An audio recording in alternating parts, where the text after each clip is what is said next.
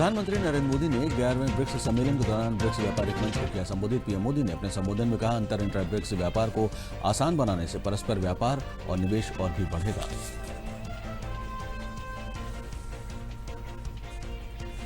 ग्यारहवें ब्रिक्स शिखर सम्मेलन से इतर प्रधानमंत्री नरेंद्र मोदी ने रूस, ब्राजील और चीन के राष्ट्रपतियों से की मुलाकात। पीएम मोदी ने अपने द्विपक्षीय मुलाकातों के दौरान व्यापार और इससे जुड़े अन्य अहम मुद्दों पर उनके साथ की चर्चा।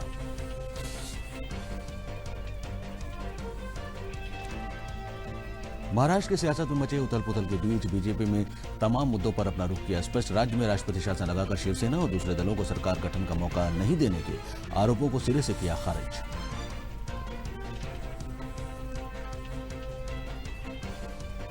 सुप्रीम कोर्ट में आज दो अहम मसलों पर फैसला आ सकता है। पहला फैसला रफाल विमानों की खरीद को लेकर और दूसरा केरल के सबरीमाला मंदिर में सभी उम्र की महिलाओं के प्रवेश पर फैसला सुनाएगा कोर्ट।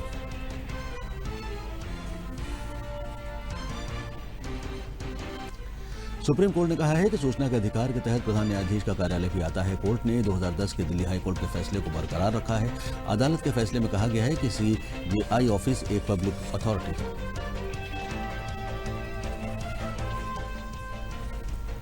मुख्यमंत्री योगी आदित्यनाथ ने कल लखनऊ के लोकभवन में गन्ना ऐप का किया शुभारंभ। इस अवसर पर उन्होंने कहा, पहले गन्ना किसान उपेक्षित था और आत्महत्या करने को मजबूर था। भारतीय जनता पार्टी की सरकार ने उसे किया सशक्त।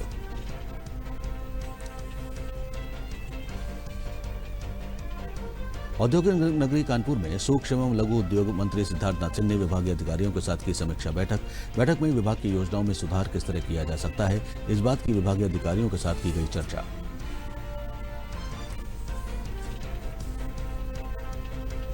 सुल्तानपुर जिले में प्राथमिक शिक्षा जागृति अभियान कार्यक्रम में राज्यपाल आनंदीबेन पटेल ने शिक्षकों व नागरिकों को संबोधित करते हुए कहा, जन सहयोग के बिना शासकीय प्राथमिक शिक्षा को सुधार पाना दुस्वप्न है।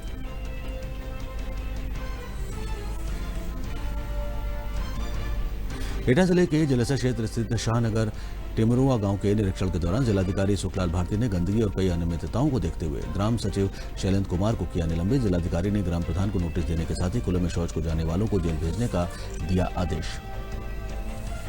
गौतम बुद्ध नगर में 50% होमगार्डों की ड्यूटी फर्जी मास्टर रोल पर हाजिरी लगाकर थाने की फर्जी मोहर इस्तेमाल कर सरकार को करोड़ों रुपए का चूना लगाने का घोटाला आया सामने। यह घोटाला होमगार्ड के एक प्लाटून कमांडर की शिकायत की जांच के दौरान आया सामने।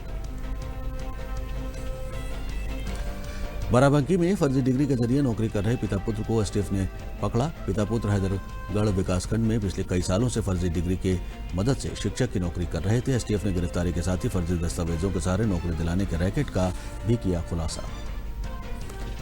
बुंदेलखंड के जनपद हमीरपुर में जरिया थाना क्षेत्र में खेड़ा शिलाजीत गांव के जंगलों में दुर्लभ प्रजाति का सांभर हिरण वन विभाग की टीम ने लिया अपने कब्जे में। वन विभाग की टीम ने मौके पर पहुंचकर पशु अस्पताल में हिरण का कराया उपचार।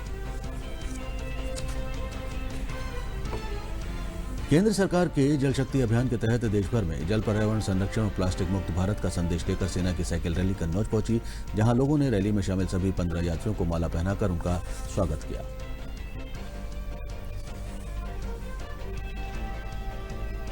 सूचना और प्रसारण मंत्रालय भारत सरकार के क्षेत्रीय लोक संपर्क ब्यूरो की ओर से 11 से 13 सितंबर 2019 के बीच इलाहाबाद में स्वच्छता ही सेवा और प्लास्टिक कचरा प्रबंधन विषय पर 3 दिवसीय जागरूकता कार्यक्रम किया गया आयोजित।